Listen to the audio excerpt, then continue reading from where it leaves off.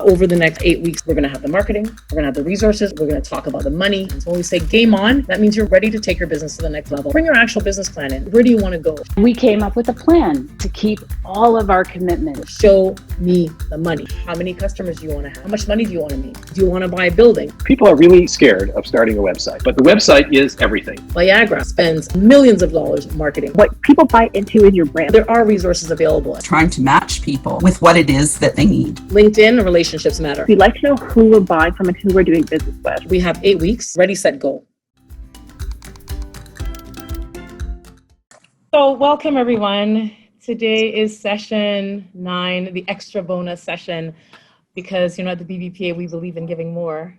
And so thank you all for being here. We have some very special guests today. I first want to congratulate all the women for the journey and completing and going through till we are here where we are now. I want to thank you very much. And of course, without Wendy Souquier from the Ryerson Diversity Institute and the Women Entrepreneur Knowledge Hub, this really would not have been possible. And I want to take this moment to thank you so much, Wendy, for your support and for your continued support for this program. The 220 women that have registered, and we've sort of gone through each week we see different numbers, but we, on behalf of all the women, we thank you very, very much. I'd like to sort of, just highlight our executive director, Frances Del Sol is here. She'll be co-hosting this with me tonight and leading a lot of it as well. And you'll hear a better introduction, but I do want to highlight the minister who's here tonight, Minister Jill Dunlop, Associate Minister of Children's and Women's Issues, Ministry of Children, Community and Social Services, and also Honorable Pradmeet Singh Sarkaria, Associate Minister of Small Business and Red Tape Reduction for the Minister of Economic Development. And of course, our beloved Wendy. So thank you very much. And then of course, we do these roundtables every so often with the amazing chair of Operation Black Vote Canada, Velma Morgan. Velma, it's always such a pleasure to work with you, and I look forward to continued partnerships. And without further ado, Velma, over to you. Thank you, Wendy. Nadine, I want to say something about Wendy's team. Thank you, Nadine, for inviting us. We always somehow figure out how to bring government to our community with the BBPA. So I'd like to thank you for helping us do that. Before I start my opening remarks, I want to say thank you to Wendy. I don't know how long I've known Wendy, but Wendy has always been a supporter and champion of me and also the Black community. I brought so many ideas to Wendy, and she's never said no, even though some of them just fell through the cracks. She went along with me until it was like, okay, yeah, we can't do that anymore. But so Wendy, thank you very much for just being not only an ally to us, but also helping us instigate and helping us make waves in cool waters, or when people feel comfortable in their setting. And you've helped us make waves using your privilege to provide access and to provide knowledge. So thank you very much for that. Minister Dunlop, I've heard tons of great stuff about you. I don't know you, but I've heard very good stuff about you. So thank you for being here. I'm the chair of Operation Black Vote Canada. We are a not-for-profit, multi-partisan organization formed about 16 years ago out of necessities. Community leaders at the time thought we needed representation at the decision-making tables at all 3 levels of government. So they created this organization to help promote, help train, and help highlight the success of Black people who run for political office and those who were elected. We still need this organization because there is a lack of Black representation at all 3 levels.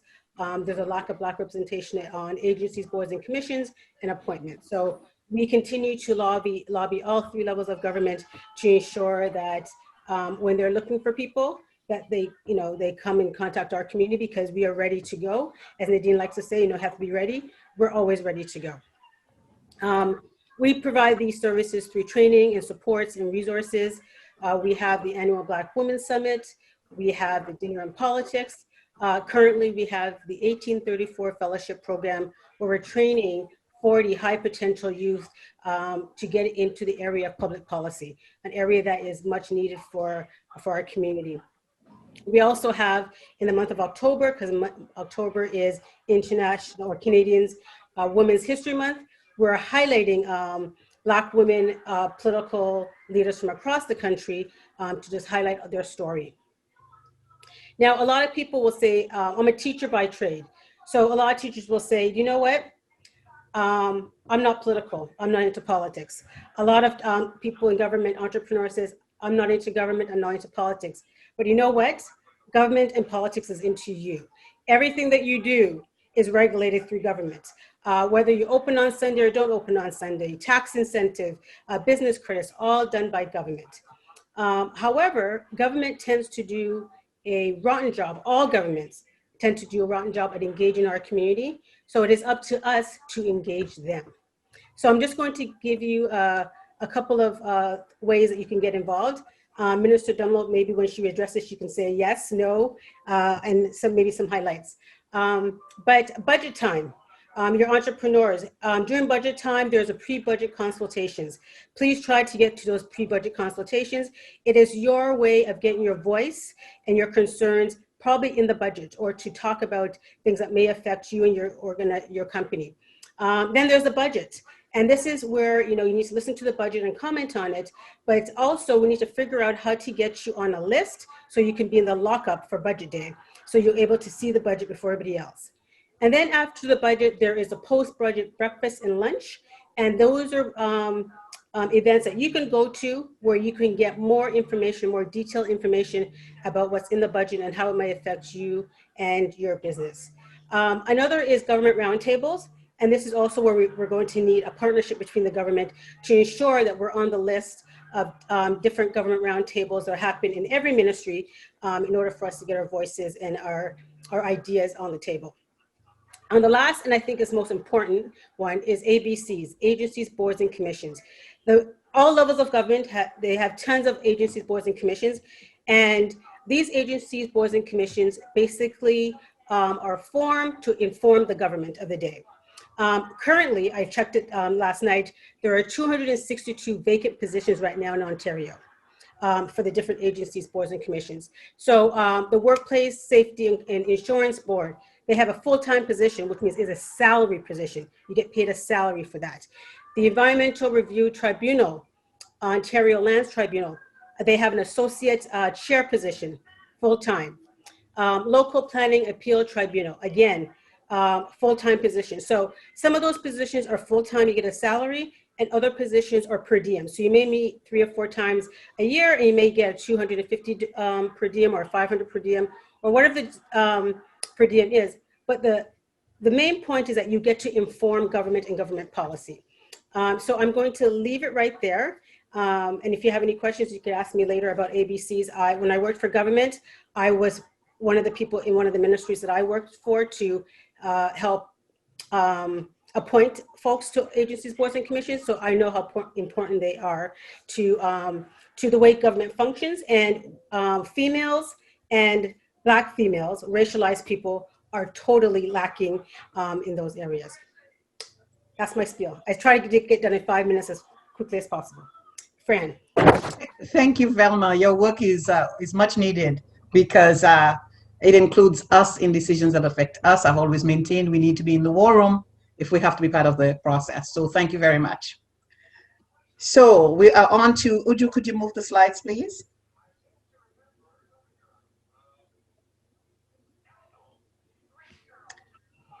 We're on to Honorable Jill Dunlop, the Associate Minister of Children's and Community Issues, Ministry of Community and Social Services. Honorable Jill Dunlop is probably a member of the Provincial Parliament in Simcoe North. Jill was born and raised in rural Ontario in the town of Coldwater with a full appreciation for small community. Jill understands that rural Ontario not only feeds our province, but also provides employment opportunities, agrotourism, and economic growth.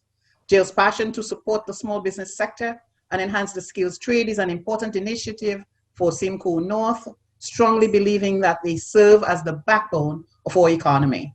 Jill was appointed as a member of both the Standing Committee on Justice Policy as well as the Standing Committee on Estimates, and in 2019 was appointed as Associate Minister of Children and Women's Issues, Ministry of Children, Community and Social Services. Help us welcome Honorable Jill Dunlop. Great. Thank you so much, Francis, for your lovely introduction. And hello, everyone. I can't tell you how pleased I am to be here with all of you and my colleague and good friend, Minister Prab Sakaria.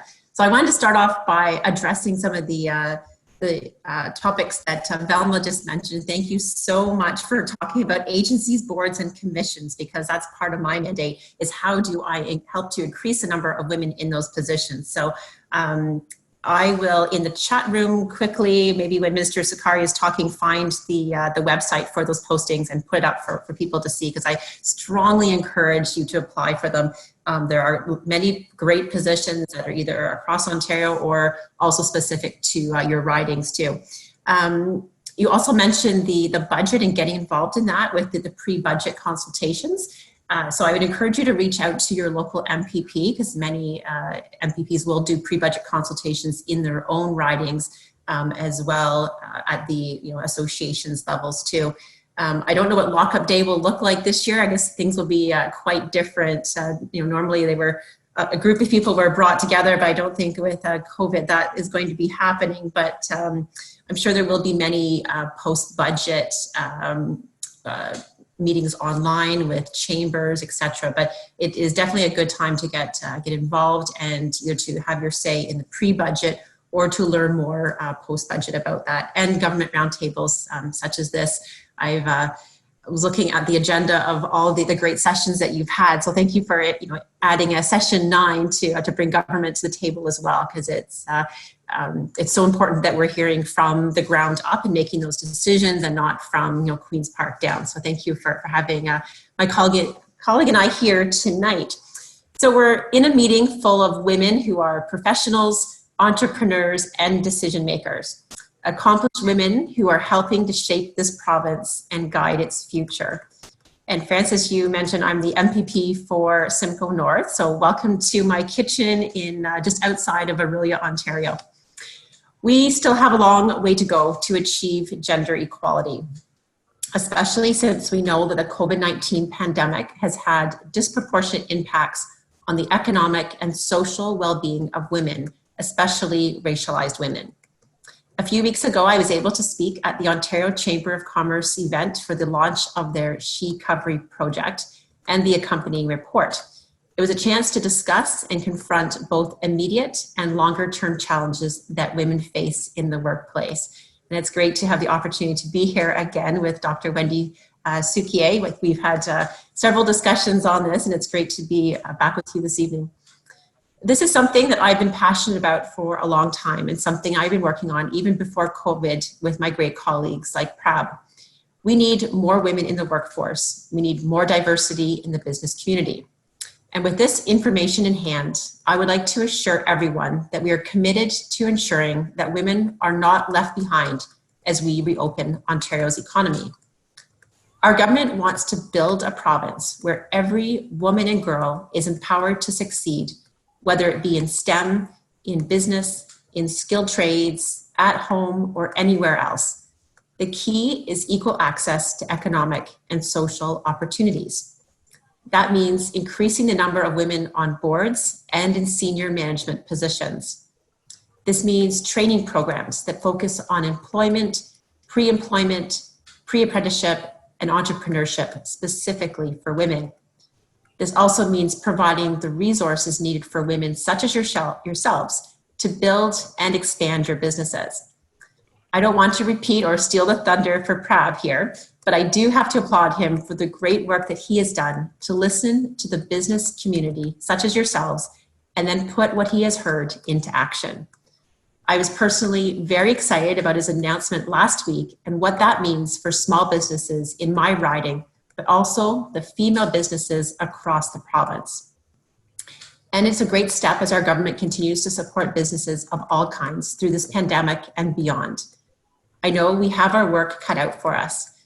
Many of the barriers women have faced, both during the pandemic and beyond, can seem almost insurmountable at times, and they're often very entrenched in our society. A lot of you know that firsthand.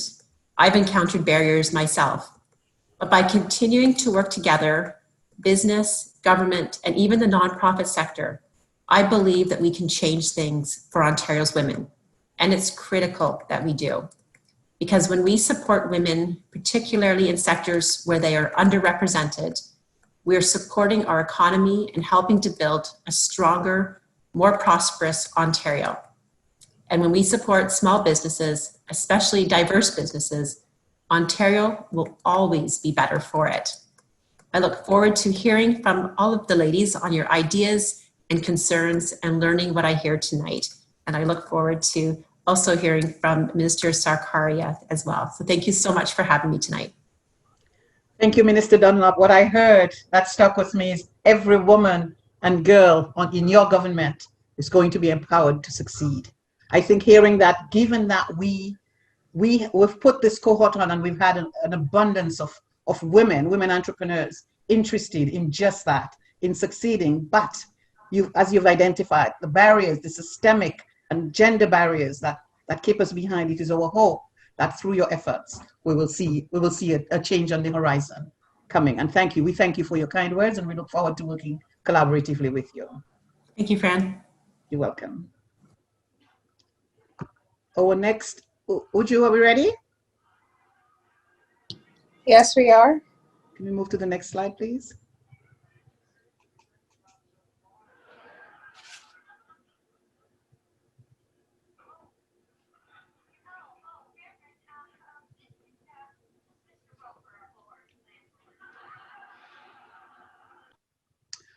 Our next speaker is the Honorable Prabmeet Singh Sakaria.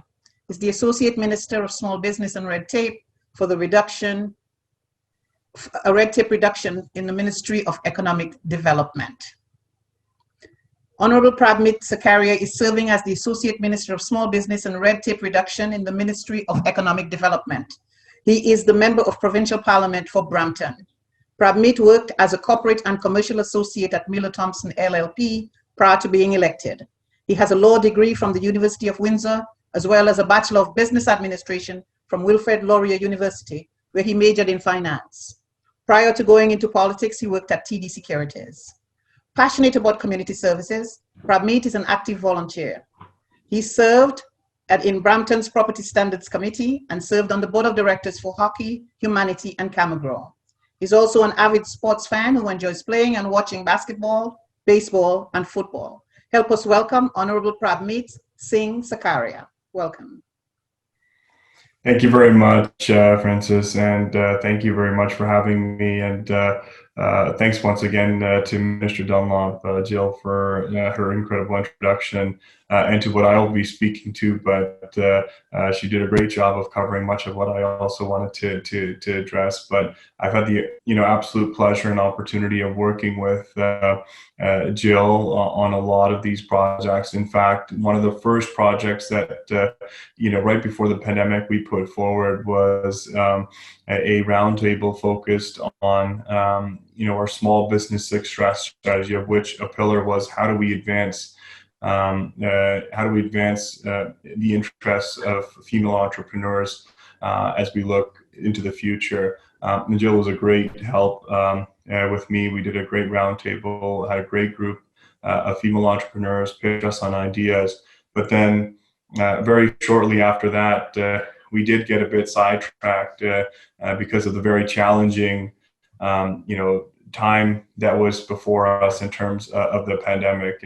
And we know that, Ontario's business community has really felt the brunt, of the unnecessary shutdowns and other measures taken to protect both the health and safety of the people of our province. And it really hasn't been an easy one on anyone.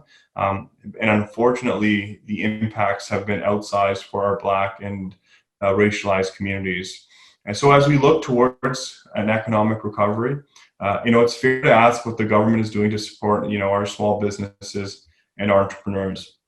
And most importantly, how can we make certain that all opportunities and avenues are accessible to every community? That's why I think forums like these are very necessary and very important. And I'm very encouraged about being here today and having this and you hosting this.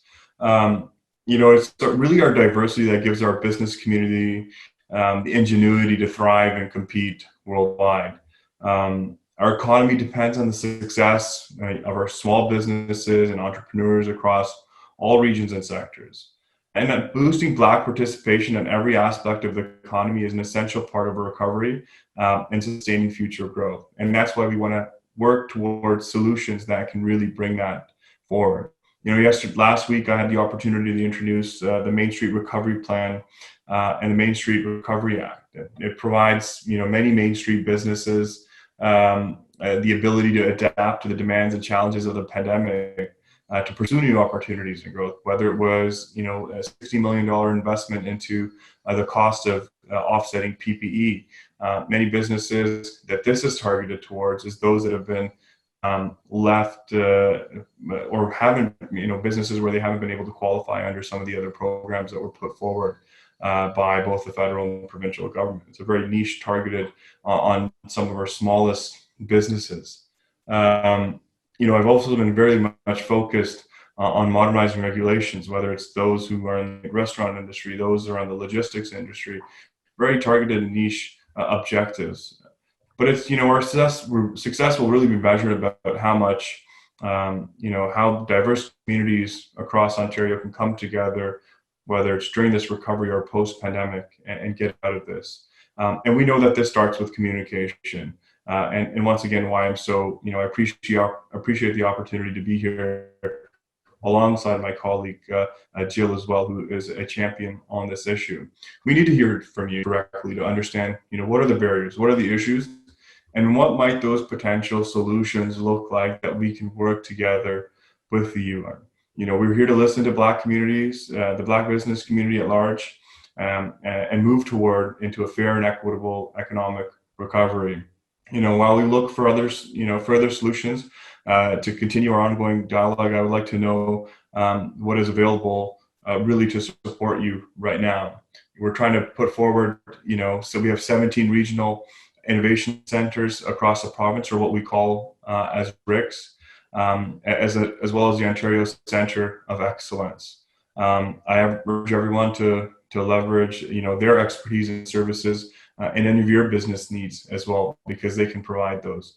They're a valuable resource that touch upon many different aspects of launching a startup. So if the organization is not familiar with those, me and Mr. Dunlop would be happy to make any of those introduction to any of those 17 regional innovation centers or RICs across the province, or the Ontario Centre of Excellence. We also have 47 small business enterprise centers, or SBECs as they are known. These support businesses with fewer than 10 employees in collaboration with municipalities and regional partners. As well as many RICs and SBECs have developed COVID-19 recovery resource pages on their website to really help small businesses and entrepreneurs apply for new federal benefits and programs. So these are just a couple of programs and services the government has out there. And if there's any issues accessing those, we want to make sure that, at the very least, today we come away with whether it's making introductions or making these resources known to the Black community and the Black female entrepreneurs that are here with us today.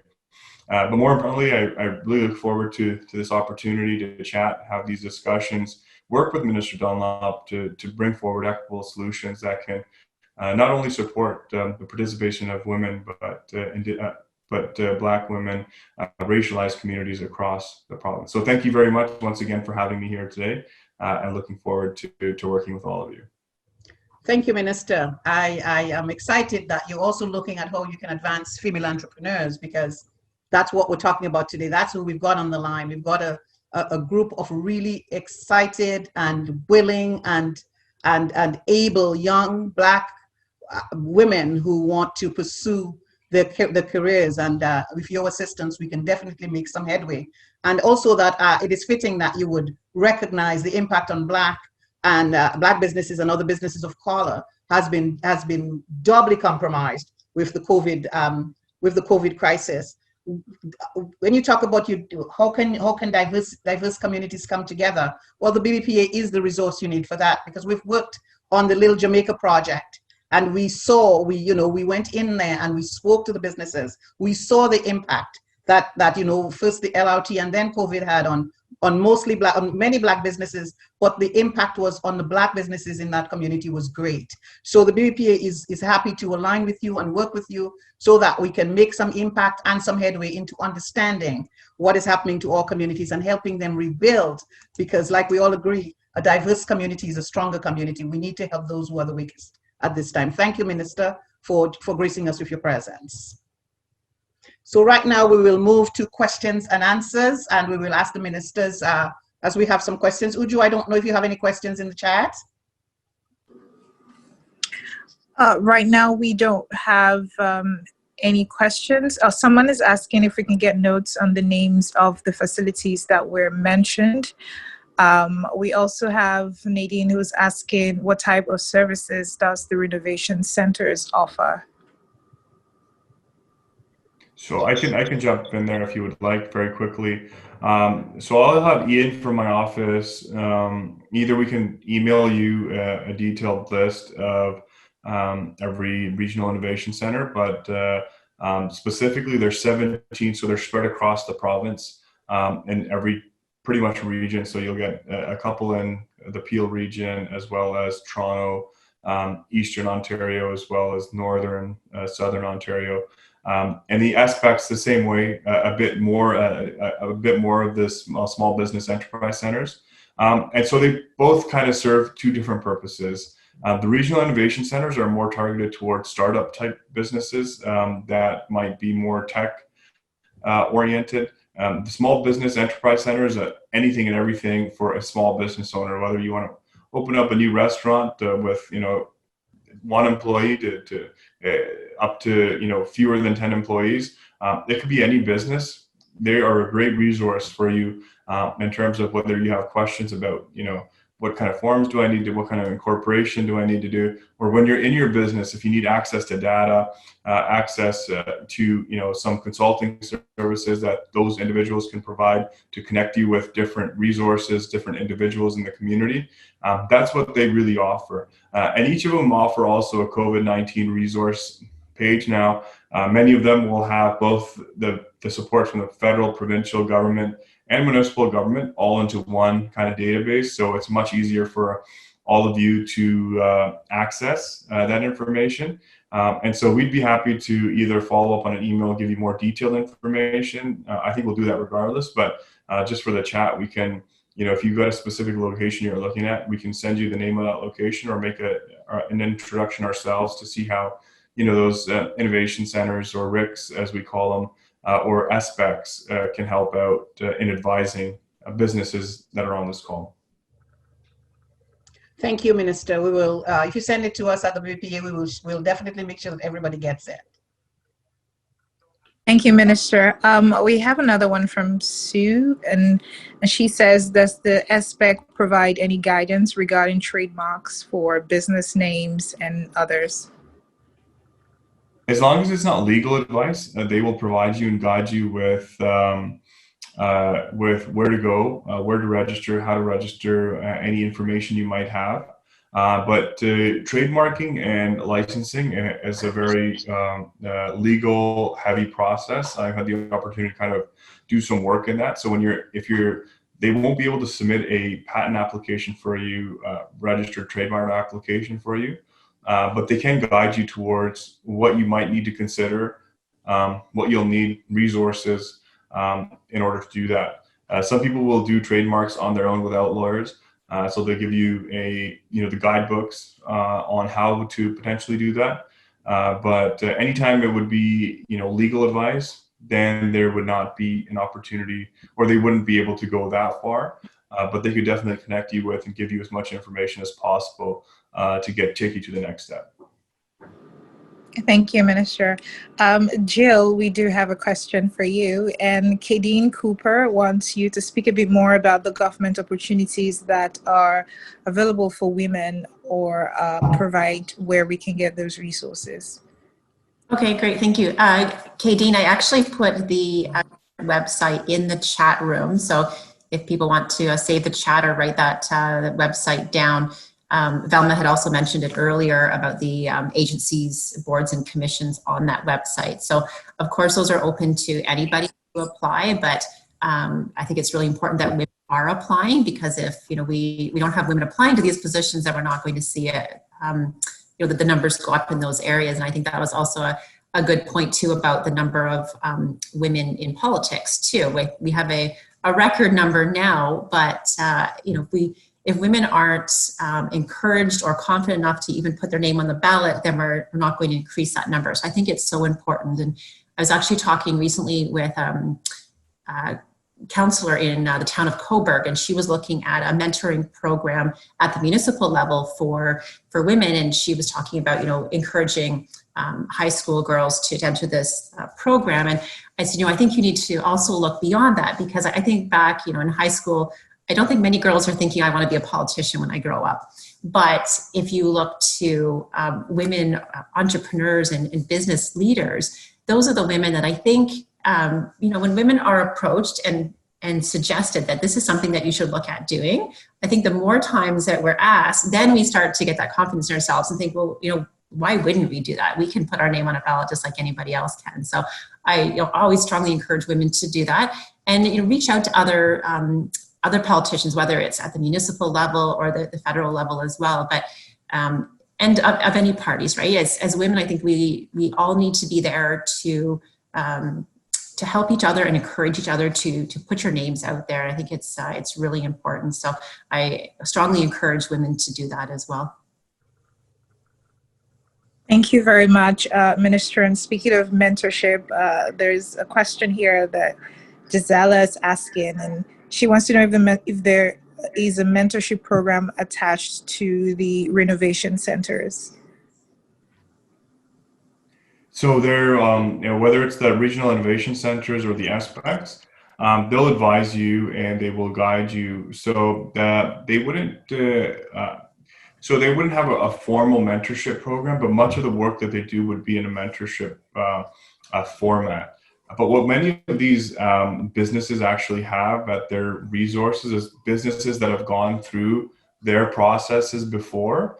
And so they're very good at connecting you to, you know, businesses that have launched or businesses that have used their programs or services and then, you know, really accomplished or gotten off the ground. And so they'll connect you with those. So whether, you know, they don't deliver direct mentorship programs, but they have, you know, a great network that, you know, they can introduce you to, that they can get you working with, that would be very helpful to many businesses, whether it's even just about, you know, should I open up a business or should I not open up a business? You know, what does, you know, a business operation and, you know, maybe hospitality entail versus, you know, a business operation on the retail side? And they can make those connections, just kind of like almost like what the BIAs or the OCCs, sort of the Chamber of Commerce might do as well. But this is a completely free service delivered on behalf of the government of Ontario. So something that I think, you know, everybody should take an opportunity to go with, to look through, you know, even if you're not sure if they can answer your questions or not, you know, make an introduction.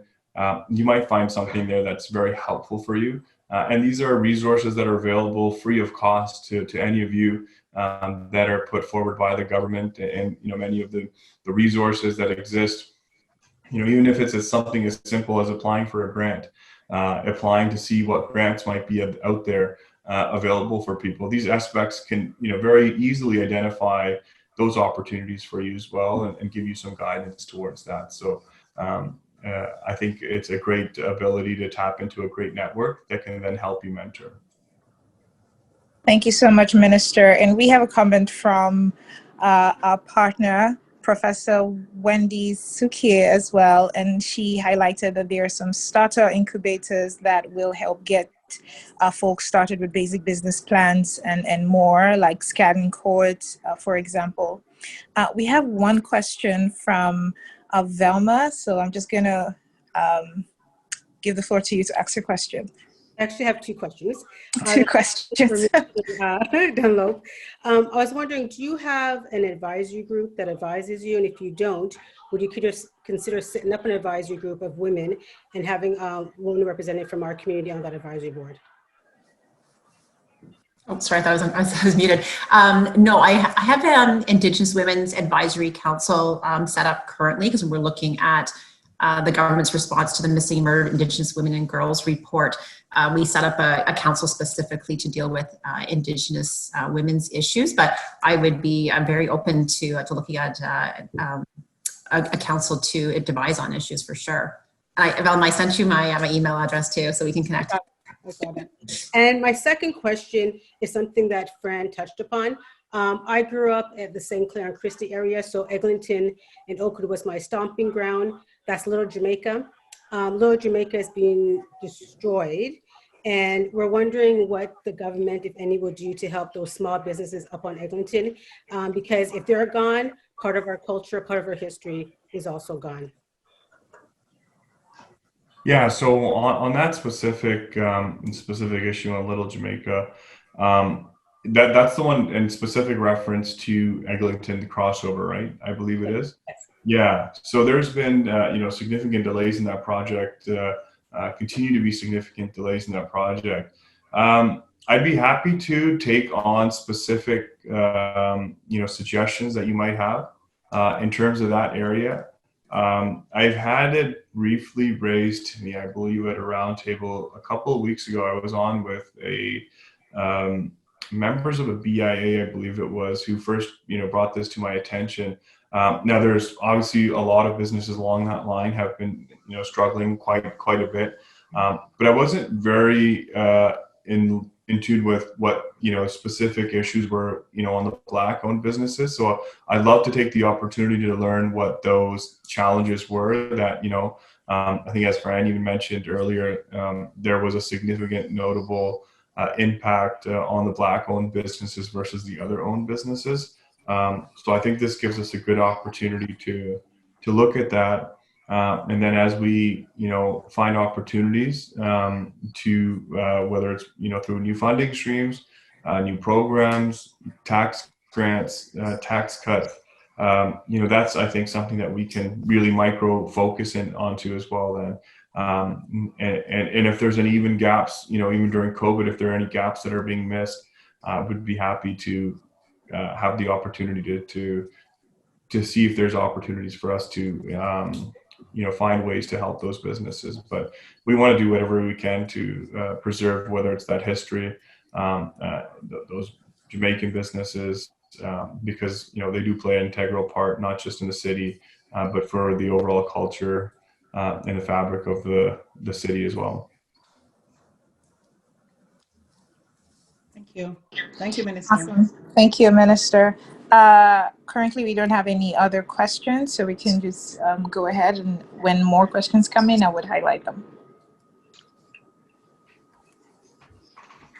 Maybe one of the things that we can put out there, me and Jill, is like, what are some of the specific challenges? Like, if we talk from a solutions lens, like what are some of the supports or programs that, members, on this call envision that would be helpful, that we can bring forward, that me and Jill can, go back, work together on and kind of bring as a solution.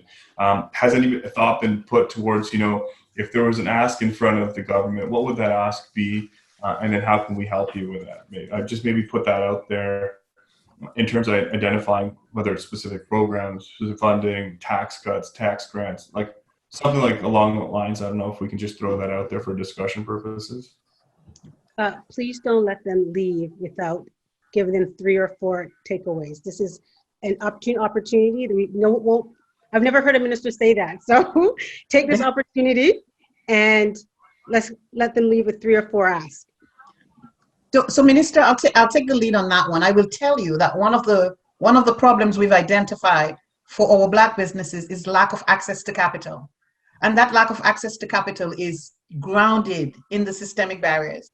So I'll put it simply, Black businesses need to garner all their family to come in and help them build the business.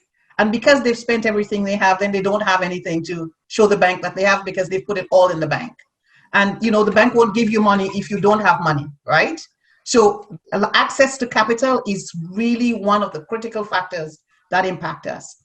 Additionally, mentorship, because we need we need mentorship in our Black community for entrepreneurs. So mentorship we are okay with diverse mentorship, but that is also a very, very critical need. I'll open the floor to the ladies and let them share some more thoughts with you. Yes, and just before some of them open up their mic to speak, some of them are dropping comments in the chat. And Francesca says one of the challenges being able to, or not being able to, open a bank account at the bank for a business without experiencing barriers in tax grants. And I personally have heard stories about stuff like this before, when they would go to different banks and different branches, and they would just be told that they won't even be granted audience when it comes to looking at their business plan, even to understand what their business is about and how they can have access to, whatever capital they need. Those barriers are just there, and there's no tangible explanation to why they are being dealt that hard blow. I've heard at least a few women on this call, I don't know if they're currently here, but I've heard some complaints as well. Nadine Martins would love to ask for, one-on-one mentorship programs, especially as a business owner as well. Monique says one of the challenges is more funding for women issues such as domestic and sexual violence, because that is a reality for most of the women, in our community. Gisela highlighted funding, tax incentives, mentorship, and overall access to services. So there's really a lot of emphasis on mentorship and as well as access. So whether access to capital, access to resources, access to people network that can really help navigate through these obstacles and barriers. Kadeen Cooper highlights more information on grants and resources that are available for women and small business owners. Dayon highlighted funding, which is pretty much what everybody's saying. Erika Shaw says more programs like this one offered by the BBPA. We hear you, and we would also have just more and more of that. We're looking to also start off this Boss Women program like a new cohort as well. So we would also do that in our part. NECA says we're looking for funding that are geared towards skills building and programming opportunities for young people living with autism. Also mentorship and coaching programming for women and, and female entrepreneurs. So I know that was a mouthful, but so far these are the challenges that have been highlighted by the people or the women in our community. And we can go on and on, but really they center around lack of access to networks, to government, lack of access to mentorship, lack of access to funding, and really a hub or directions as to where the resources and information that they would need to thrive are placed. And this is something that they can get from, having the right mentors, having the right people in their network. So predominantly what we hear in the community is that these are the major challenges that they would like to address. And ministers, I hope you heard more programs like the one offered by the BBPA. So we've been privileged and to have Ryerson pick up the next cohort. But as you go back to the drawing board, you might think that maybe a good opportunity that you can extend an olive branch to the BBPA, so we could do probably a third cohort because it is in demand. Thanks. OVA also highlights that more outreach programs and mentorship programs to Black youth targeting financial literacy and business literacy. It's of high demand as well.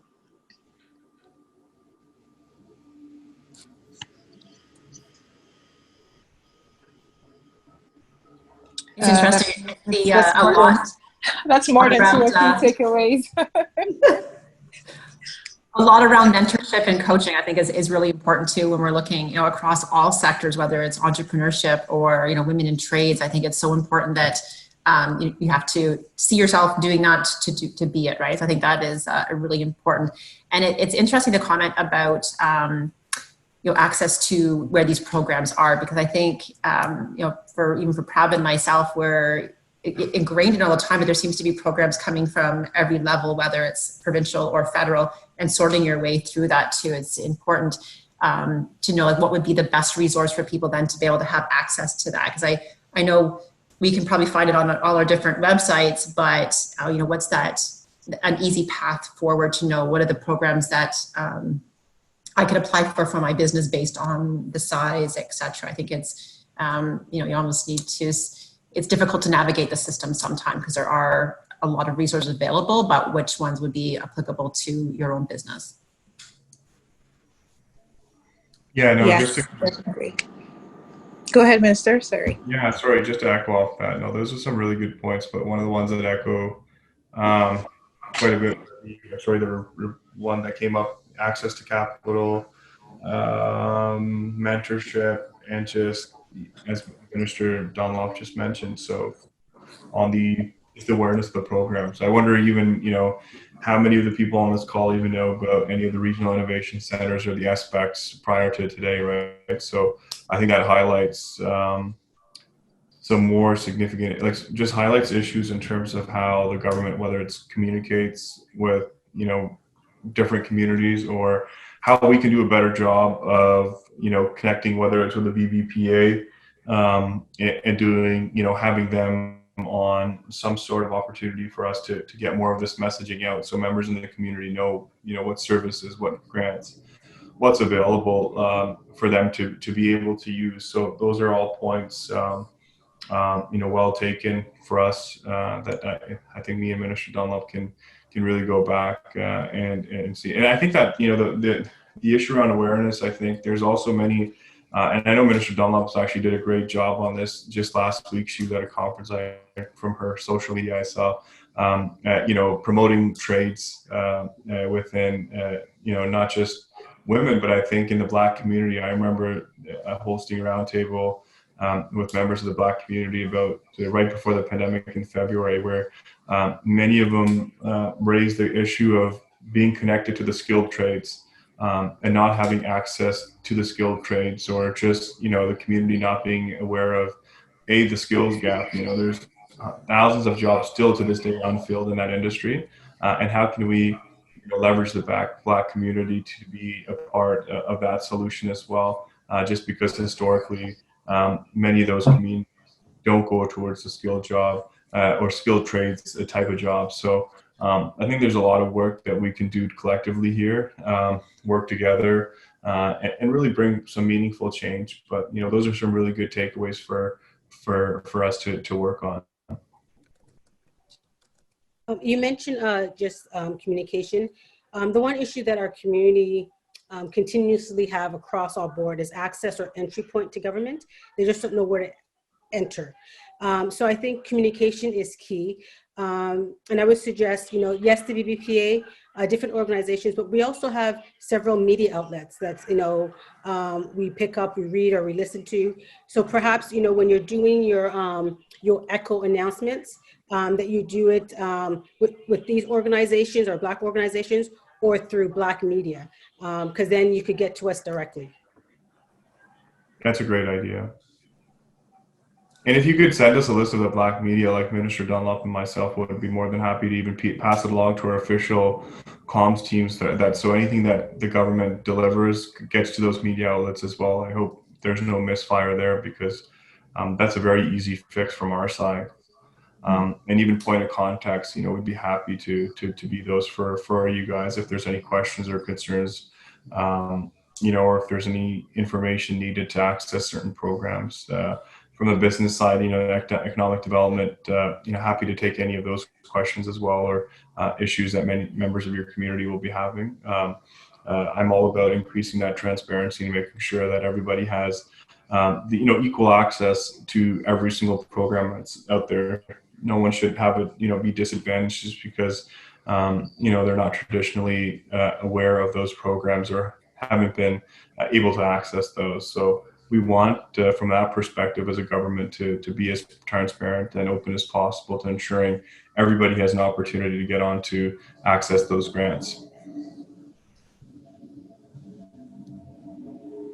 Thank you very much, Minister, especially for giving us the floor to really voice our concerns, and for both your listening ears to hear what the women in our community would really need from the government.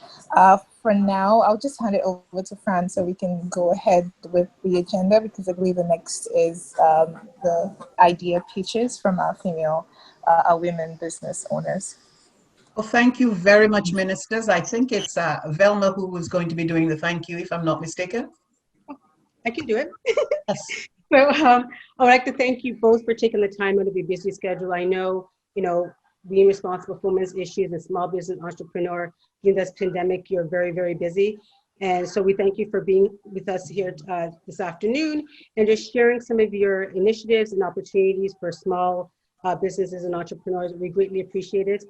We feel that the openness, and I think we're going to take advantage of that and engage you a little bit more on different issues pertaining to our community. We are definitely going to keep in contact. We will speak, I guess, with your staffers, and we will send you the media list. But I think we are an eager group. We really want to get involved in any way, shape, or form. We want to contribute to the government. We want our voices to be heard and represented. There's a saying, you can't be what you don't see. And, perhaps in the next election round, we'll have more Black elected officials. But in the meantime, we can have them on agencies, boards, and commissions. So we're totally happy. And you are welcome to come back to the BBPA or be involved in Operation Backbone at any time that you want to. So thank you very much. Thank you.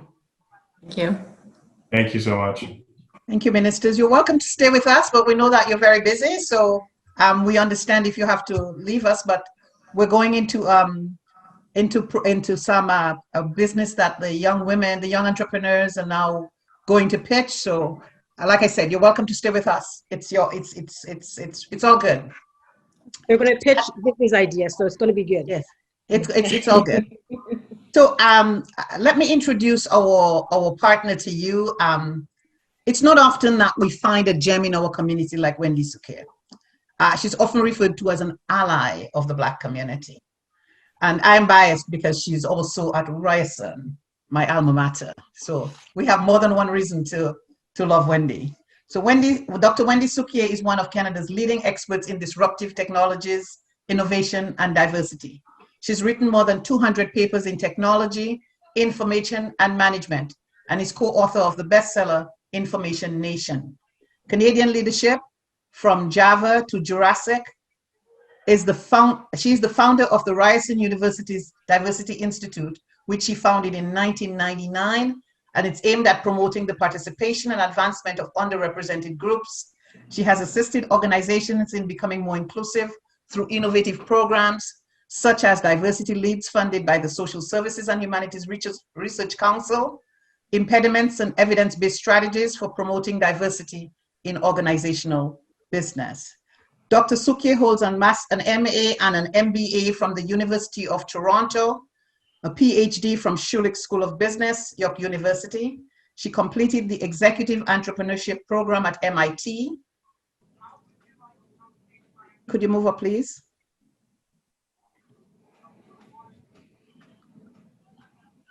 I'm just very old. It's fine.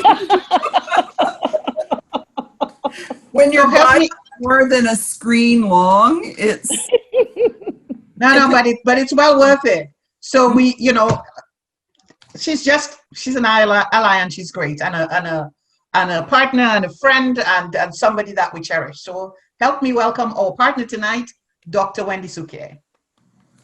Thanks so much. And it's me who should thank you, because I find the projects we've had with BBPA among the most energizing and rewarding. And this, I have to say, Nadine is not just a successful entrepreneur in her own right, but she's entrepreneurial in everything that she does. So, you talk to her on Thursday and something's launched on a Monday, and we need more of BBPA and more of Nadine, because, in this environment, especially in trying to respond to COVID, being able to pivot quickly, being entrepreneurial in everything that we do is so fundamental. So, I'm passionate about this space. I think that entrepreneurial skills are critically important, even if you don't plan to run your own business. Anywhere you work, whether it's in government, whether it's in a nonprofit, whether it's in a large corporation or whether it's running your own business. Entrepreneurial skills are really problem-solving skills, financial skills, self-presentation skills, engagement skills, understanding the market skills. Entrepreneurial training, in my view, is really should be part of education, just as we're emphasizing reading, writing, and computer literacy. And some of you know, I think we're launching a program with the Lifelong Leadership Institute, which is Trevor Massey's outfit, focusing on youth who are in high school. And, you know, among my favorite programs are actually things like the provincial government's summer company program, where training is combined with startup funding, is combined with mentorship, is combined with accountability, where people get a little bit of money at the start of the program. If they hit their milestones, they get more money. And I would love to see more programs like that targeting people who are right at the beginning of their journey, whether they're 20 years old or 50, because one of the areas of feedback we get a lot is that there's lots of startup support targeting youth, but when we look at how women enter into entrepreneurship, it can be at different points in their life course. So I was thrilled when Nadine proposed this. We're thrilled to be participating in the pitches tonight. I'm really looking forward to seeing how far you've come. And, you know, I have to just echo some of the points that were made earlier. We know the research shows clearly women entrepreneurs are being crushed by COVID. And we know that Black entrepreneurs are being crushed by COVID. So if you're a woman and you're a Black entrepreneur, those two things together really amplify the impacts of this, in part because we know that businesses run by Black entrepreneurs, and particularly Black women, tend to be smaller, tend to be underfinanced, tend to be in services and sectors most affected by COVID. And, you know, Nadine and BBPA did a fantastic survey that just compared the experience of Black entrepreneurs to the experience of entrepreneurs who are not Black, and contrasted their results with the Canadian Federation of Independent Business. And on every single measure, how long you thought you could survive, what the impact of COVID was, whether you had access to government funds, et cetera, there was no question that what COVID has done is really exacerbate gaps. And what we have to all do is work together to bridge those gaps and create more opportunities. So I don't want to go on and on other than to say congratulations to all the women on the call tonight. I know that this has not been an easy journey in a number of ways. And I really congratulate you for sticking it out. And I think you need to look at this as the beginning. It's really a starting point, not an end point. This program, I think, has inspired you, has built your confidence, has given you some basic concepts and tools. And that's really the starting point in your entrepreneurial journey. So very much looking forward to where we go. Women Entrepreneurship Knowledge Hub is a partner of BBPA. We have lots of resources that complement the resources available from all three levels of government, and as well as tools to help you navigate. So looking forward for tonight. Thank you so much for inviting me to participate, and look forward to working together in the future. Thanks.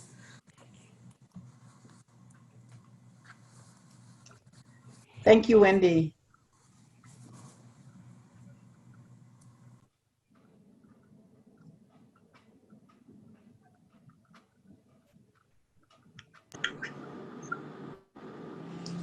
Okay, now we're going to go ahead with pitches. Thank you so much, Wendy, for that inspiring speech. I'm sure the women waiting are really excited to pitch their ideas and just share with us what they have been cooking in their businesses or even in their minds. And so we're going to start off with the ladies here. There are about 11 of them. One of them won't be able to pitch today as unfortunately she's not feeling very well.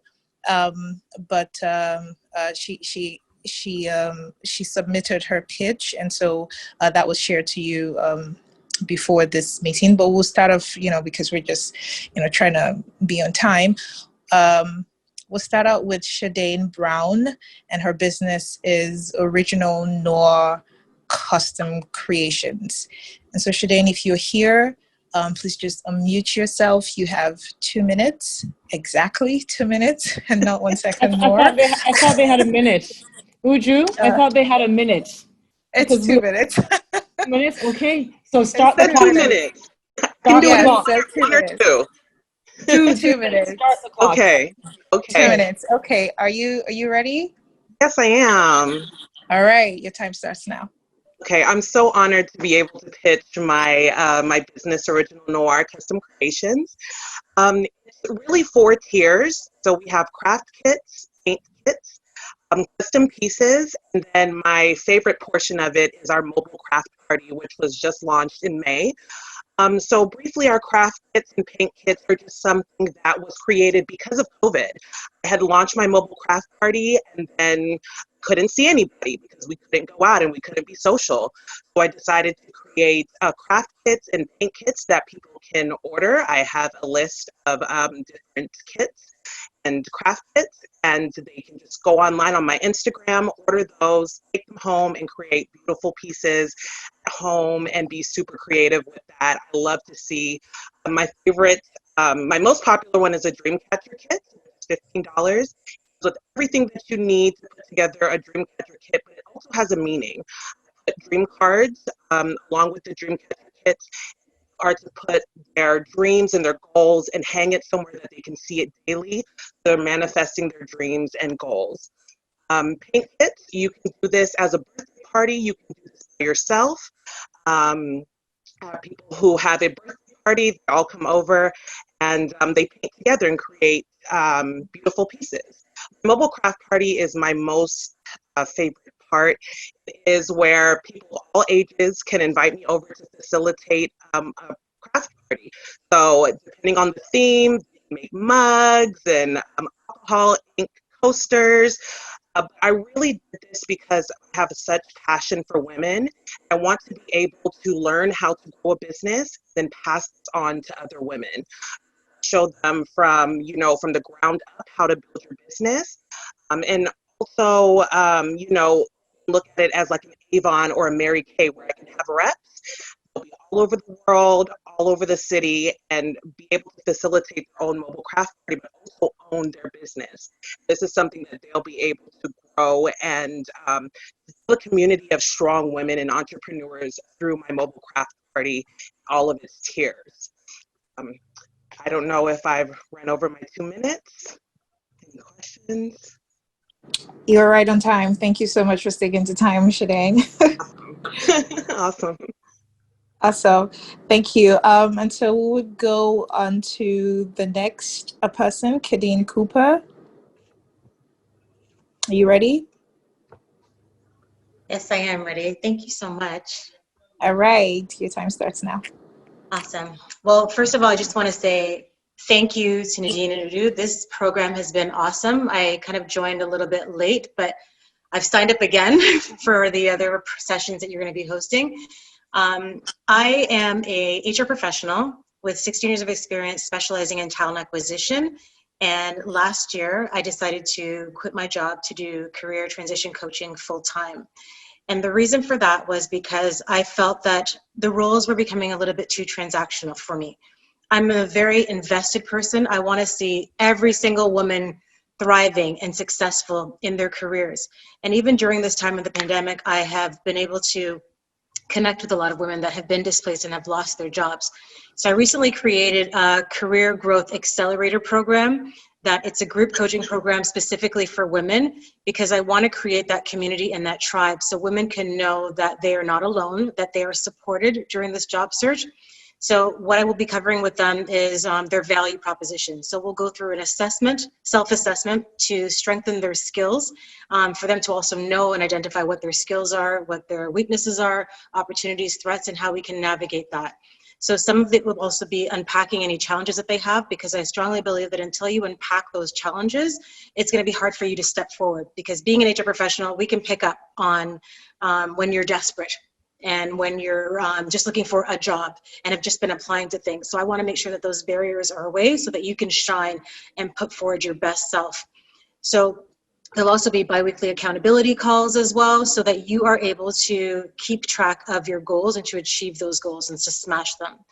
Career-specific networking strategy as well will be in place, or which I have kind of created and developed, because it's about having conversations with those decision makers. So not just connecting with individuals on LinkedIn for the sake of it, but who can influence your opportunity to be considered for the next steps in the role.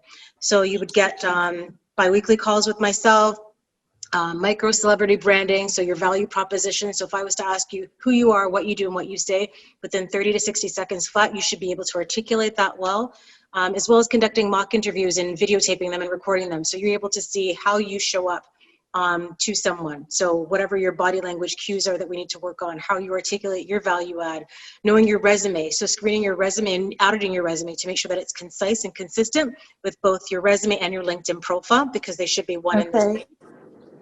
Okay. Thank you, Khalid. That was great. And next we have Neka Onyachonam. Are you ready? Yeah, hi, good evening. All So my right, name go is ahead. Neka Onyachanam. I am the owner of Strive Autism Services. So Strive Autism Services is an organization that provides relational skills building programming for young people 0 to 17 years with autism within the GTA and other surroundings. And the beautiful thing about Strive Autism Services is that we come to you. So we are not expecting you to come to us. We come to your milieu of choice and we offer those services, and we use your life experiences as a means of working with that child in the moment. And we provide services like skills building programming, like life skills for young people living with autism, reading readiness, writing readiness, potty training, and we provide volunteer opportunities for older children with autism. We give them opportunity to be involved in their community and to be able to have their voice heard. And the beautiful thing again is that we also provide parenting training. So for those parents that have children with autism, I understand how hard it is for them to actually work with their children. So we provide them the skills and the training that they need so that they can better understand their children and work with their children in other milieux that are not when they are not with us. And the beautiful thing again is that we also provide support staff training. So we train staff on, give them information about autism and ways to work with children with autism in the school system, in the community. And the beautiful thing I like about this is that we're looking to partner with school boards, early learning centers, services that people that provide services for within Black communities, because my main goal is, as a mom of a child with autism, I have been in this field for 15 years and I have worked in numerous settings. So I want to give them the opportunity that I was given as a mom to be able to work with their own children in their own spaces as well. So that's the beautiful thing.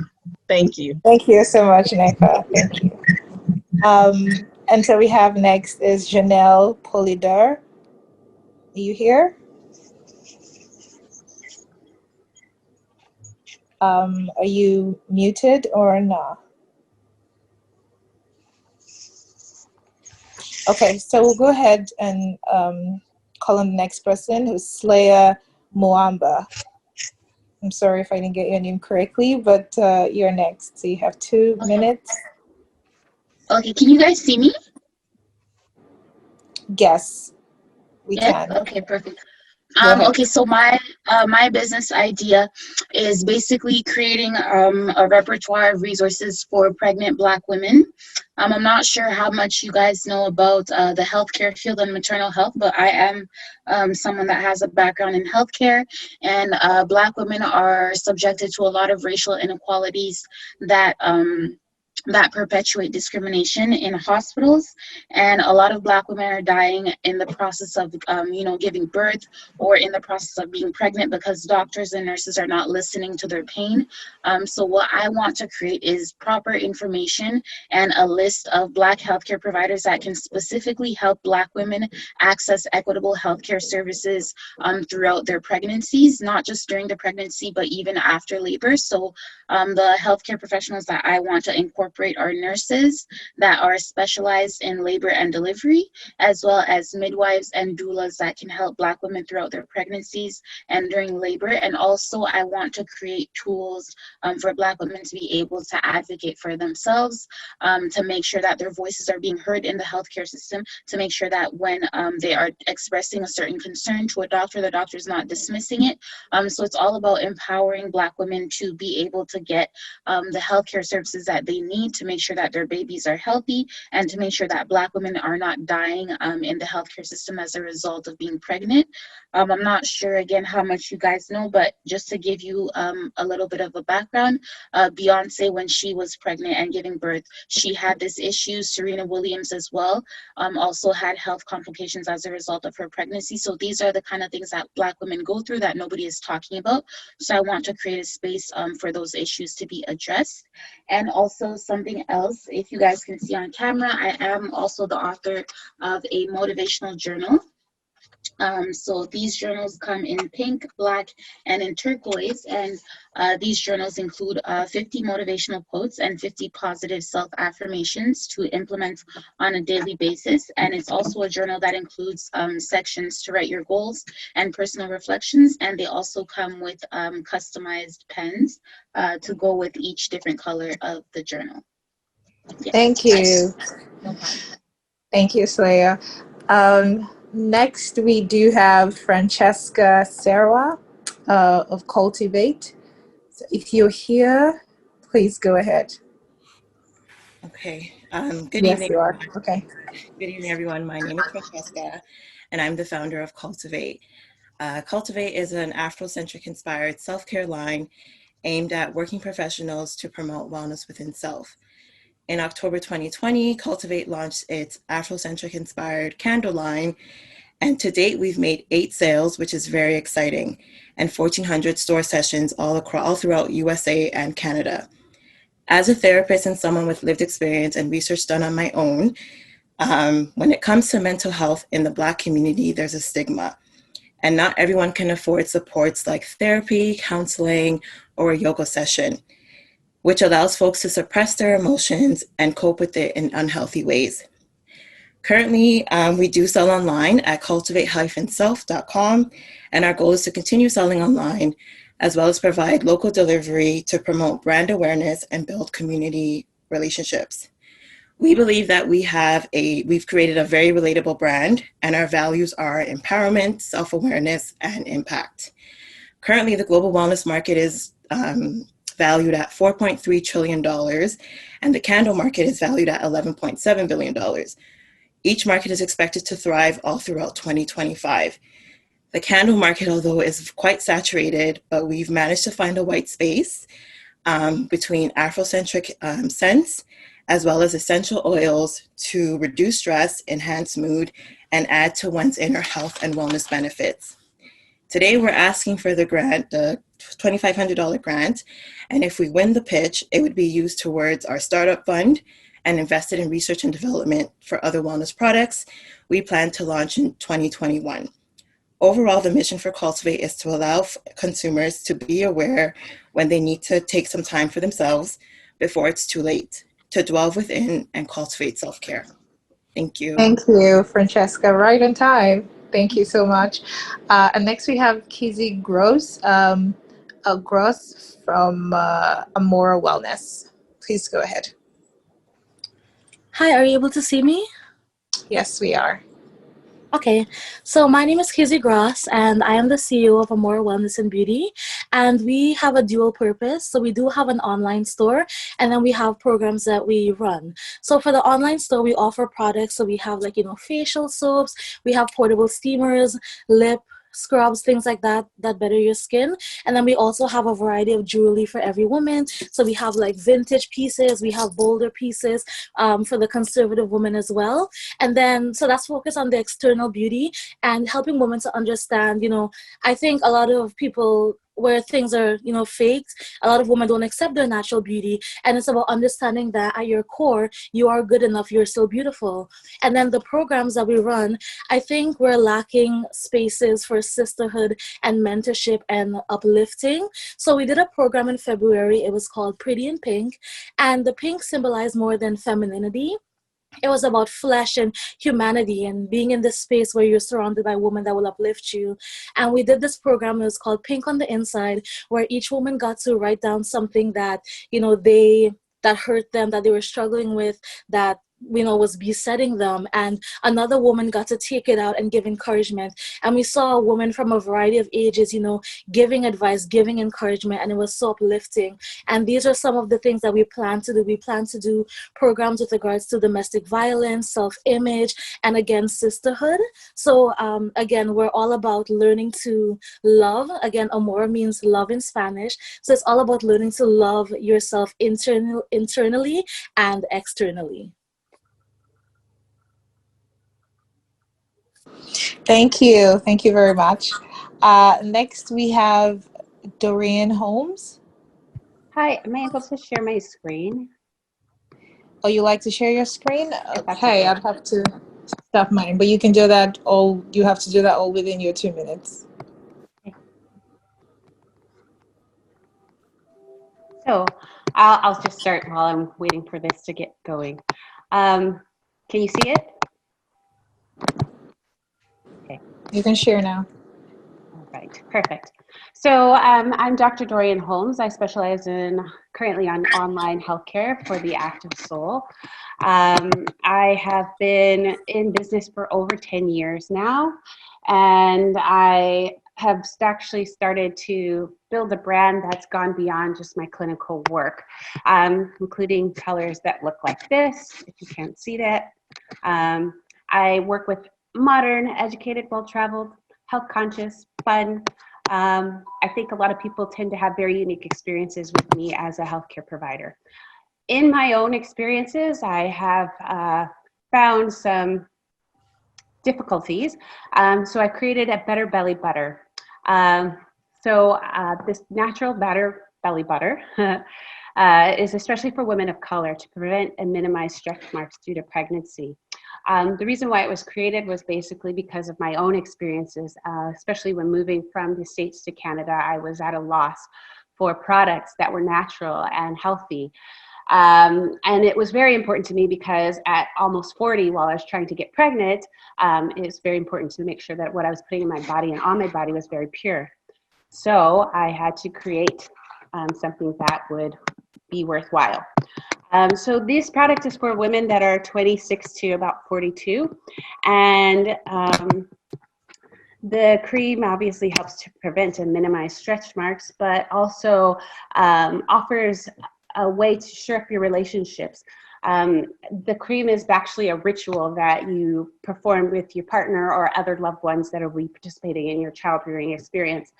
I offer an online community to help reduce anxiety and to help you know that you're not alone. Some of that is from my own experiences in motherhood, and will be also including guest appearances from other people. I will include other education, research tools and tips that will be used for women to educate themselves and know that they're not alone. My product is nearly edible. It's eco-friendly. I don't know if you can see this. Are you able to see it? If not, that's okay. Yes, I'll show you later. Okay, perfect. So I created this product, and basically, as I said, it's more than just a consumable product. It's also digestible information and a community. The product will be sampled to midwives and doulas and new moms. Online sales will be started. Social media campaigns will be created, and I hope to expand this to an international market. Which is why I need the $5,000. So, thank you very much. Thank you. So time is up, and so we have another speaker, another boss woman who's going up next. That is Mirabel. She also wants to share her screen. So you can go ahead now. I have made you co-host, but your time already starts now. All right, thanks. So can you guys see that? Yes, we can. All right, so Emerta Media is a digital media company that creates explainer videos, social media slideshows, and succinct articles on a variety of topics pertinent to the Black Canadian community. And the issue that we're trying to address is that while animated explainer videos and like social media slideshows and historical kind of visual educational resources are more and more popular, as seen in the case of like Fox, TED-Ed has a ton of motion graphic type videos, Cours Gazette, So You Want to Talk About on Instagram. They rarely focus on the African Caribbean or Black Canadian stories. And so I just wanted to kind of just give you a visual look at like how some of these videos might look. So this is one of the videos that I created with my sister for, and she's also my co-partner on this, for an innovation and storytelling contest. I'm not sure if the audio will work. If not, that's fine. Most qualitative research looks like this. The researcher collects data through an interview, survey, or observation, analyzes it, and reports findings. In the data collection step, a deliberate gap exists between the researcher and the participant. But what if this gap didn't exist? What if those being written about were given the tools to tell their own stories? What would research look like if these first-person narratives were then utilized by researchers of any field for useful analysis? Digital storytelling could be the answer to these inquiries. It's the part of making collecting stories as data more valid. Here's why. So that's an example of some of our work, just to kind of show you how these videos might look. And so we want to address different topics that are maybe like more pertinent in the Black Canadian community than in others. So for example, why Canada should collect more race-based data, why a lot of Black people tend to kiss our teeth, the cultural implications of that, where Ankara really comes from, SARS, and the history of Nigerian policing. And so we want to address all these different issues using visual mediums and through a YouTube channel as well as through a social media accounts and a website. And so we want to monetize these videos and also have AdSense on the website as well and work with brands in terms of influencer marketing. So our ask is for $2,500, and I've broken down on the screen the different things that we'd want to use that for example, advertising and marketing, stock footage and audio, and Adobe Creative Cloud subscription. We both have almost over a decade of graphic design, videography experience, and so there's a variety of different projects that we've done that engages this kind of work, and so we think that we really can use our talents and our skills to kind of channel the diverse interests and experiences of the Black Canadian community and just amplify that in a way that we don't think is currently happening right now. Thank you. Thanks a lot. And we have two more boss women right now. OVA, are you ready? Ready. Just gonna go ahead and keep sharing the screen, but you can start. Your time starts now. Thank you, boss women, entrepreneur leaders, and Wendy for this opportunity to talk about the Black Canadian Nursing Alliance. I am the founder and executive director, Ovia Anagbuboma. I am partnered with 4 other nursing leaders, and we have been in the industry for over 13 years. Just to speak about nurses in general, as you know, we are the front line of the most vulnerable time in anyone's life when they are sick and in need of services. And literature shows that Black nurses specifically have unique experiences, and we barely have an outlet. The gap in the market is there isn't a specific by Black, for Blacks nursing alliance where nurses can go for empowerment, support, enrichment, professional development, and have access to like-minded individuals who are growing and pursuing the profession. So the Canadian Black Nurses Alliance is a federal nonprofit organization, and the mission is to advance Canadian Black nurses through empowerment, mentorship, and advocacy. Our vision is to be the preferred organization to serve the Black Canadian nurses community and to propel nurses to professional excellence in all spheres of society. The CBNA's goal is to deliver research that will gauge program delivery, that will enrich professional development, and that will provide an outreach to the Black youths in high school to promote nursing as a profession. The drive, as I expressed, is the underrepresentation of Black nurses in leadership, academia, research, and entrepreneurship in the nursing industry. And this underrepresentation starts from in the workplace, from in the nursing program, as there's a underrepresentation for Black students in the nursing program. So through CBNA, nurses will have that avenue to network, and our focus will be to prove the lack of empowerment, to improve the experience of oppression within the profession, and to provide scholarships that sometimes Black nurses don't have access to, professional development opportunities that sometimes we don't have access to, conferences that many Black nurses are not even aware that exist. This will be a hub for the Black nursing community in Canada to come together and have all the information directly in one place, and for the continuity of that support and access to be timely and consistent. So this, again, Yes, and your time is up. Thank you, Avier. And last but not least, we have Althea Francis. You here?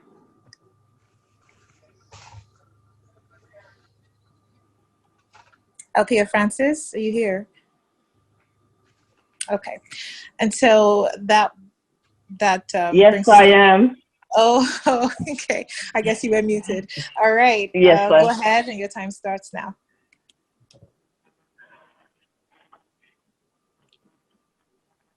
Go ahead.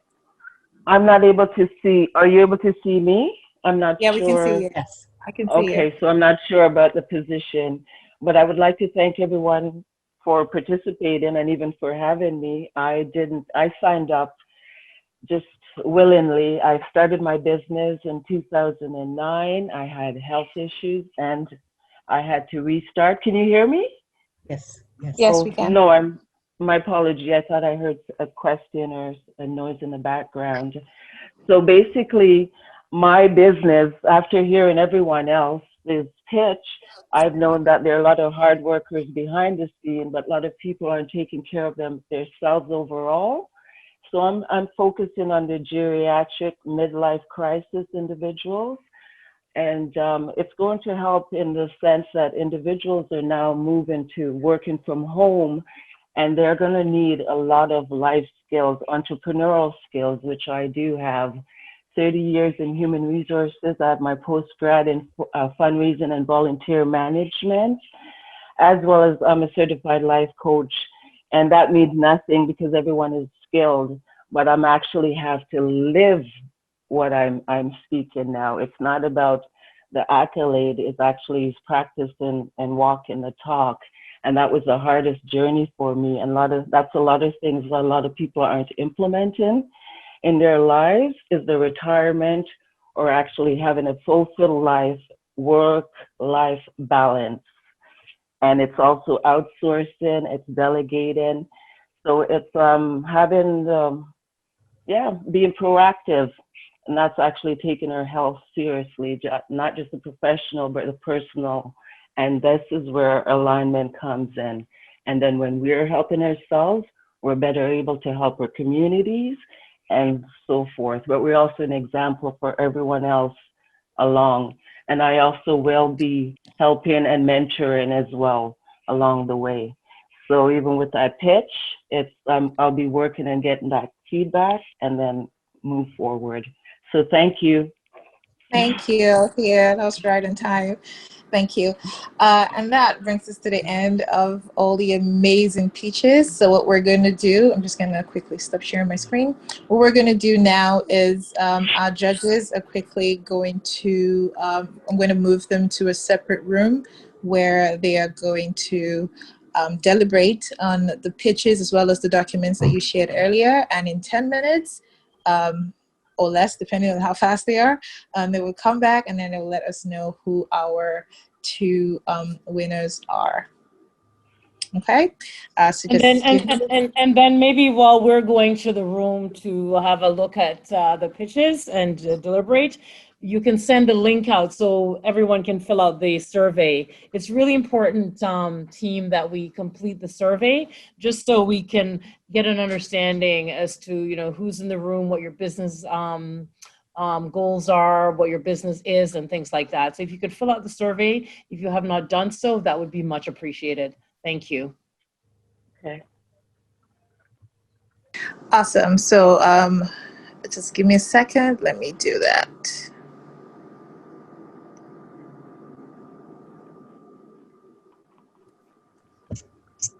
Mm.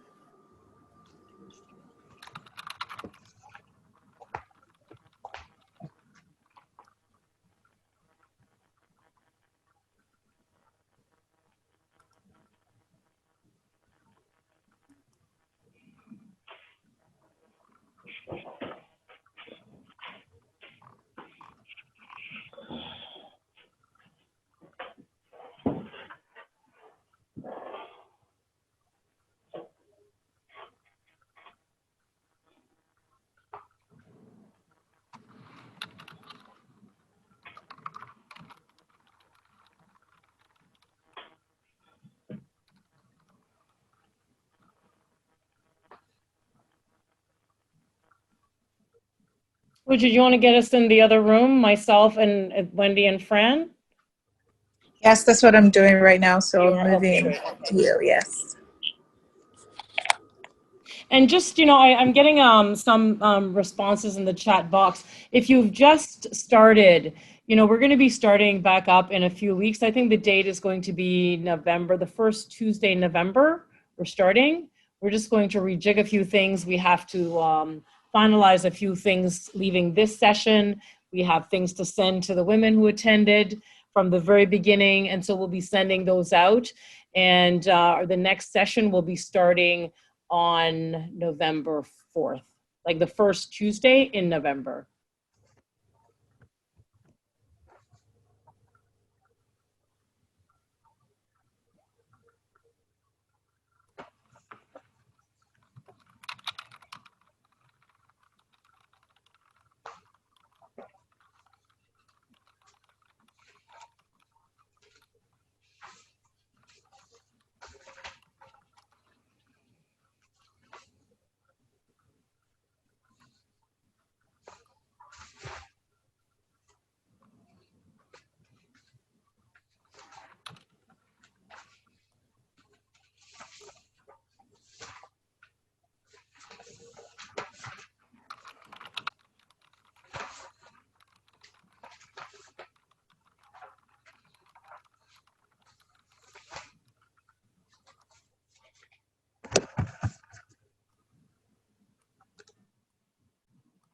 Oh, I see.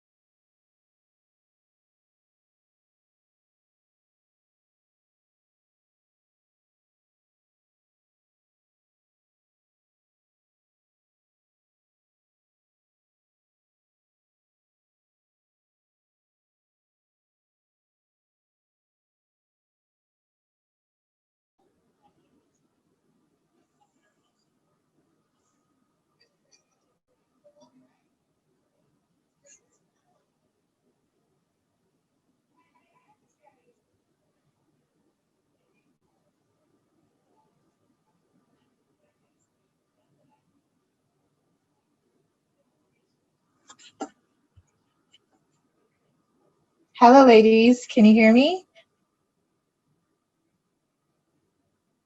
Yes, we can. Yes, we can.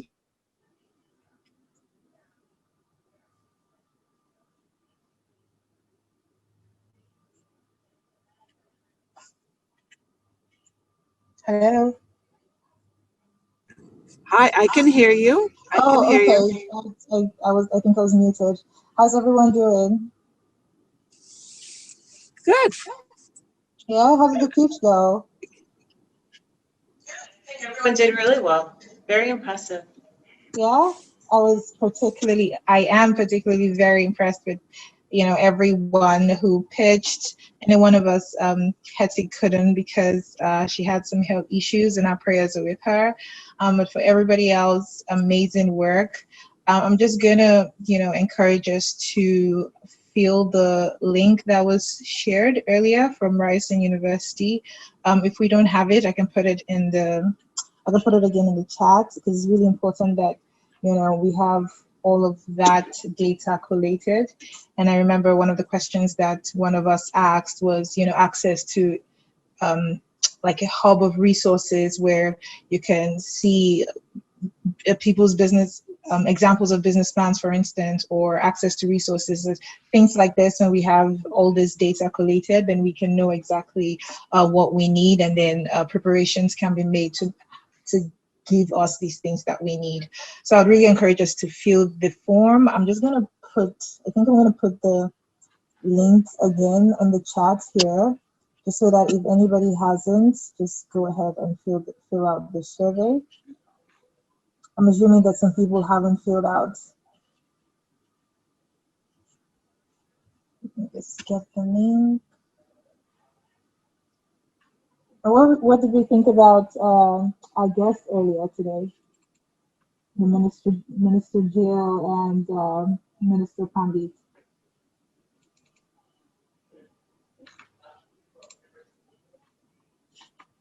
Lots of information, but it was good.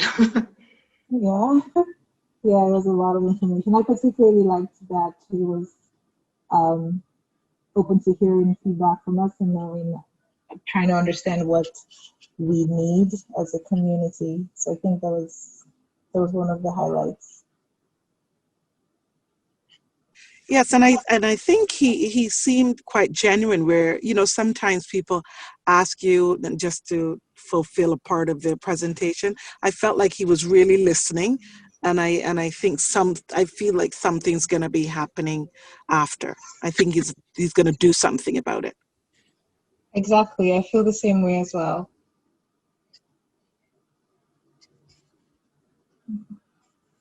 I'm just trying to get out the link, so I got it. Now, Ujo, the survey you're referring to, is that the one that was previously sent out and there was some chatter on yesterday or on Sunday about it? That's the same survey you're referring to? Yes, I just put it again on the group, on the chat room here at Zoom.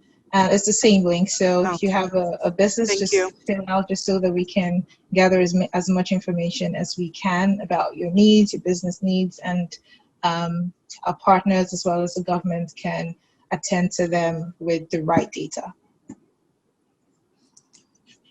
Well, I wasn't expecting a few questions in the survey, and what it did for me is it really got me thinking beyond, like really beyond what you're looking for, like beyond your scope, saying, yeah, 200,000, yeah, I could do with that. But it was just nice to kind of think the possibilities of where you can go. I totally agree. I felt the same way as well when I was filling some of them. Some of them didn't relate to me because I currently don't run a business, but I can see how, it would really make an entrepreneur to really, sit down and really think. So yeah, you're right. Yeah, exactly. I'm loving all the positive energy that we're sharing with Hetty. Thank you so much. And Hetty is in our prayers, and we trust that she'll feel better very soon. Lots of love to you, Hetty, and virtual hugs.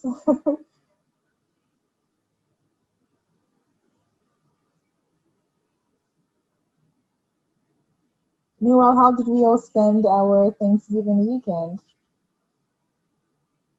Considering that everybody was asked to go back into lockdown for 30 days or 28 days.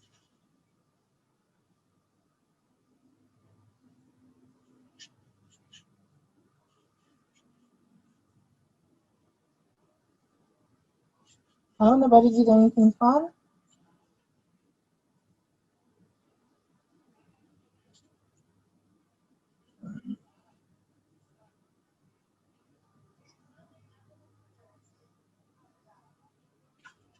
Mm.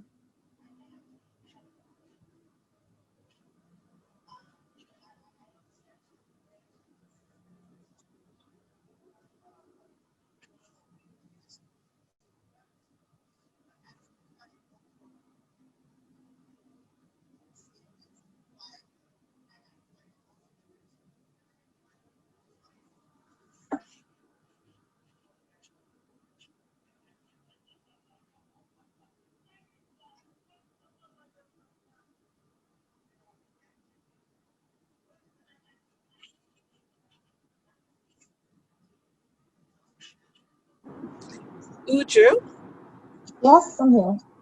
while we're waiting, would you mind if I gave a shameless plug? Oh, of course not. Go ahead. Got a free Okay, space boss now. women. I am Claudia, your car gal, and we're currently looking for drivers. And I say that to say that if you or anyone you know are in the market for a new vehicle or to upgrade your vehicle, I'd love to be your car gal. Okay, so don't hesitate to reach out to me directly by WhatsApp or by mobile, and I'd love to do business with you or anyone you know. And we do have a very generous referral program as well. Thanks, ladies. Awesome. Thank you so much.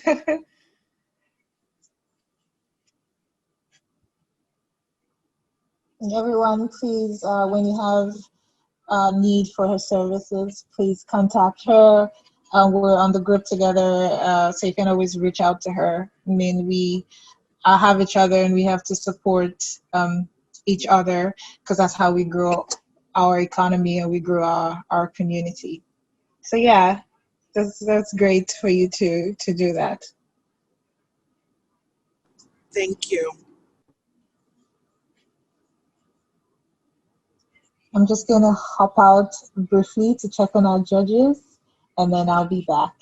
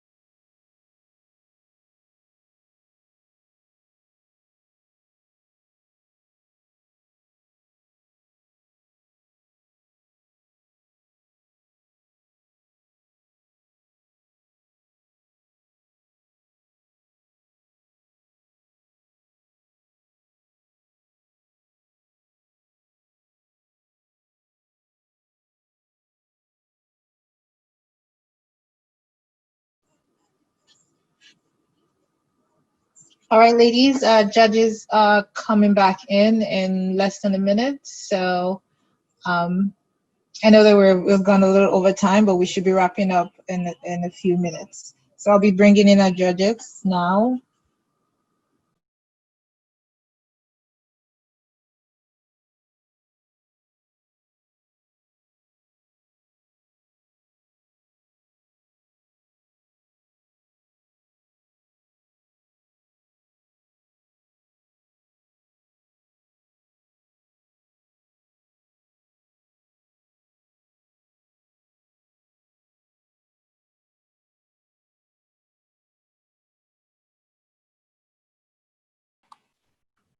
Hello, everyone. So just before we turn it over to the decision, I want to thank each and every person for being here each and every week.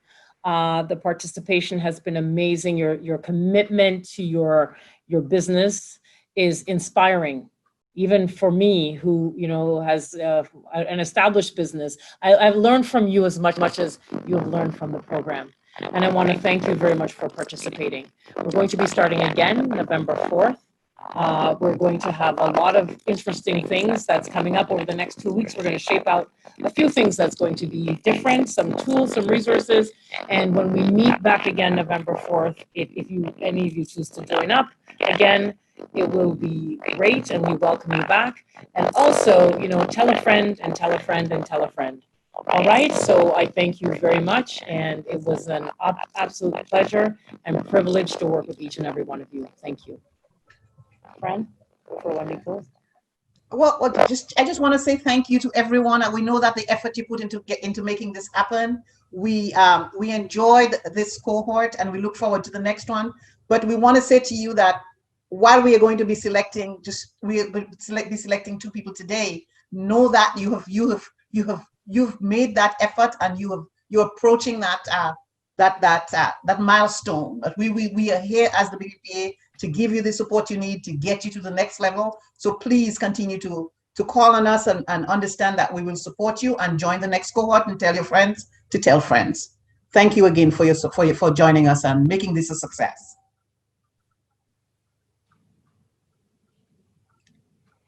Wendy. Is there a drum roll? So I do a lot of these. I have to say, I was really I know how quickly this was organized, and I have to say that I thought everybody's pitches were like, it's amazing what you were able to communicate in just a couple of minutes. Everyone was polished and professional, and really communicated very, very well. So clearly, the investment time that you've made has paid off. And I just want to echo the point that was made, that this is really the start of a process, and hopefully, you've got your entrepreneurial juices going, and there's more to come. One of the things for me that's really important is to understand that entrepreneurship and innovation are very broad, and they cover a range of industries, and not just enterprises that are focused on profits, but also those that are focused on social goods. So I'm very bullish on the idea that we have to have a big tent when we talk about entrepreneurship. And of course, we include the tech startups, but we should also include people in the food industry, health and beauty, as well as social enterprises. And as it turns out, there was a very high level of consensus among the judges in terms of the top ranked projects. And I hope my colleagues will reinforce that I did not exert undue coercion or influence over the choices that we made. So we have two projects that we selected. The first is Immuta. And the thing that really stood out for Immuta from our perspective, and really would encourage, if Maribel is willing, for you to have a look at her one-pager, because it described the problem, it described the solution. It was one of the very few that actually presented a revenue model or explained what she would do with the money that was given, and very concisely, very beautifully laid everything out. And I'm hoping, perhaps as a condition of her prize, she might work with some of the other women who are on this call to help develop their one-pagers, because I think all of your pitches, what you said was really good, but you have to remember you also need something you can leave behind. You need something that lays it out, and both in terms of the content and the presentation, her written pitch was, I think, quite strong, and so I do think that that's something that others might learn from and try to replicate, because at the end of the day, business is about money, and so the big question you're always going to get from an investor, from a bank, not just what is your value proposition, not just what is your market, but how are you going to make money? Who is going to pay for this? What are they going to pay for? How much are they going to pay? And how much money is it going to actually produce? And to try to pull some of those ideas together in one page is really an accomplishment. So that is one of our winners. So congratulations. Very well done.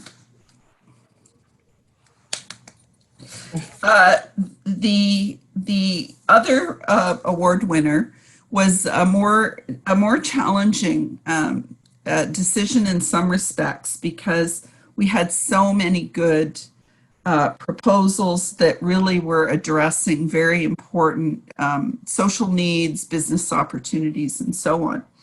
The one that we landed on for the other prize is the Canadian Black Nurses Alliance.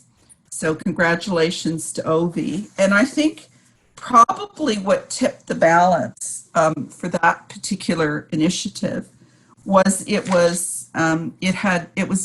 again, the pitch was good, as were many of the pitches. The written documentation provided a bit of background research, but it was very specific about what the goals and objectives, and maybe you remember that from the pitch. What are we actually going to do? How are we actually going to make a difference? And what's the process? And it was, focusing on the who is in the team and their experience and their credibility.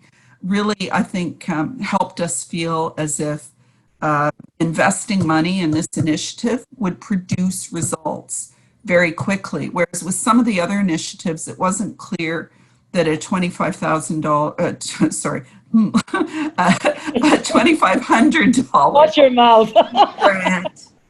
seed grant would move the project far enough along that it would really make a difference. So apologies to those of you who did not receive funding today. As I said before when I was on the call, we are very committed to working with BBPA to continue this process, to continue to find resources and supports, and to continue to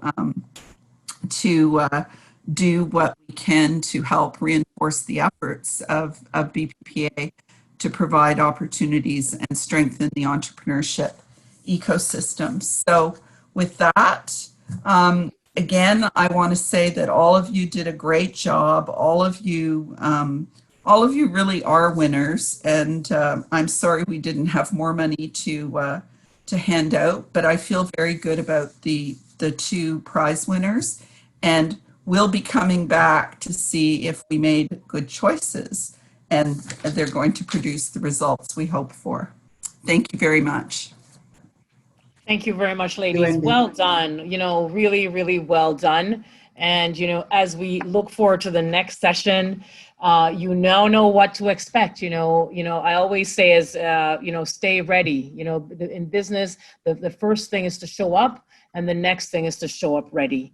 And being ready is to have your pitch, have your business plan, know the numbers. We talked about the numbers. And so this is a wonderful beginning. It is not an end. There's lots more to do, and we will continue to build, grow, and succeed together. Thank you. And Wendy, our hearts are, words are not enough to express our sincere gratitude to you. Without you, we definitely would not be here. When we talk about, friendship and allyship and support, you really are an individual that, walks the talk. And we thank you very much because you show up every time. Thank you. Well, thank you. It's really, honestly, it's a privilege. It's an inspiration, and I will continue to do what I can to help support you, because I think you provide incredible leadership. Indeed, and as I said, you're one of the most entrepreneurial people I've ever watched in my life go from a phone conversation to a project in a day. Like, it's impressive, and it's part of what will help move things forward. Thank you. Thank you. Thank you, Wendy. And I'll just echo what Wendy said. We are all winners. And ladies, when one of us wins, all of us win. So let's take that and come back and work on your pitches. And who knows where this might go. Uju, anything else for the ladies? I was just about to say and echo what everyone said. Thank you so much for the opportunity to, just learn from each other, and the opportunity to really impact all of this knowledge and opportunities as well. We're looking forward to the next one, which would start in November, and we would share information as well. Congratulations to the winners, Mirabel and OVA.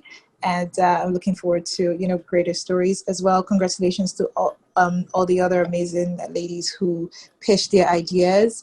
Like Frances said, who knows? You never know subsequently what could happen. So thank you so much for being a part of this. This has been incredibly fun for the past 9 weeks. And as we close, I just want to wish every one of us success in all of our endeavors. And special thank you as well to our partner, Wendy Sukie, for just being here for the past, 2 hours. Thank you so much. So if we don't have any other questions or suggestions, this would be the end of the first edition of the Boss Women Entrepreneurship Program. Thank you.